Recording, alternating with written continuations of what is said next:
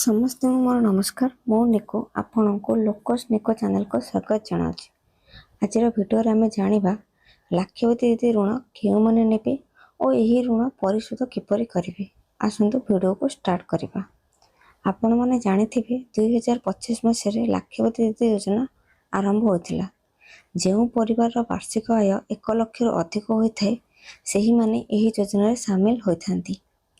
ଏବେ ଲାକ୍ଷାବତୀ ଦିଦିରେ ସାମିଲ ହୋଇଥିବା ସମସ୍ତ ଲାକ୍ଷାବତୀ ଦିଦିମାନଙ୍କୁ ଋଣ ଯୋଗାଇ ଦିଆଯାଉଛି।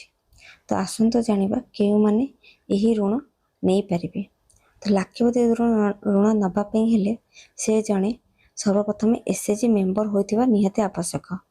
ଏଥିସହ ଏସ୍ଏଚ୍ଜିରେ 2 ବର୍ଷର ଅଭିଜ୍ଞତା ରହିଥିବ।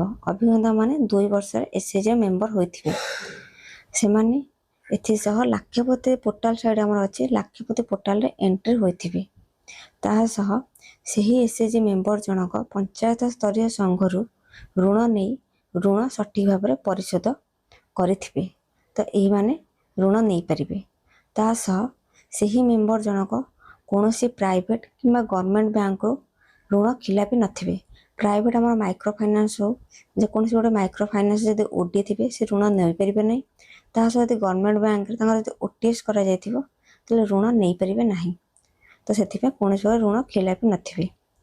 ଲାକ୍ଷାବତୀ ଋଣ ନେବା ପାଇଁ ହେଲେ ତାଙ୍କର ସିଭିଲ୍ ଚେକ୍ କରାଯାଇଥାଏ। ତ ସିଭିଲ୍ 650ରୁ ଅଧିକ ଥିବା ନିହାତି ଆବଶ୍ୟକ। ତ ଲାକ୍ଷାବତୀ ଯଦି ଋଣ ନେବା ପାଇଁ ହେଲେ ତାଙ୍କର କିଛି ଆବଶ୍ୟକ ଡକୁମେଣ୍ଟ ମଧ୍ୟ ରହିଥାଏ। ସେ ସମସ୍ତ ଡକୁମେଣ୍ଟ ଗୁଡ଼ିକ ହେଲା ଆଧାର କାର୍ଡ଼, ପ୍ୟାନ୍ କାର୍ଡ଼, ଯେଉଁ ବ୍ୟାଙ୍କରୁ ଋଣ ନେବେ ସେହି ବ୍ୟାଙ୍କର ଆକାଉଣ୍ଟ ଥିବା ଦରକାର। ତା ସହ ଉଦ୍ୟମ ସାର୍ଟିଫିକେଟ୍ ନିହାତି ଭାବରେ ଆବଶ୍ୟକ। ଏହି ଋଣ କେଉଁମାନେ ନେବେ? ଏହି ଋଣ ସମସ୍ତ ବ୍ୟବସାୟ, ଚାଷୀ ଓ ପଶୁପାଳନ କରୁଥିବା ମେମ୍ବରମାନେ ନେଇପାରିବେ। ତା ସହ ଯେଉଁମାନେ ନୂତନ ବ୍ୟବସାୟ କରିବା ପାଇଁ ଇଚ୍ଛୁକ ଅଛନ୍ତି ସେହି ମେମ୍ବରମାନେ ମଧ୍ୟ ଏହି ଋଣ ପାଇଁ ଆବେଦନ କରିପାରିବେ। ତ ଏହା ତ ଗଲା ଆମର ଋଣ ଆବେଦନ କରିବାର ସବୁ ତଥ୍ୟ।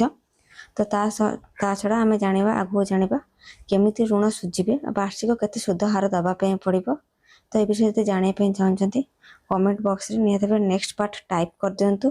ଭିଡ଼ିଓଟି ଭଲ ଲାଗିଥିଲେ ଲାଇକ୍, ସେୟାର ଆଣ୍ଡ ସବସ୍କ୍ରାଇବ୍ କରିଦେବେ।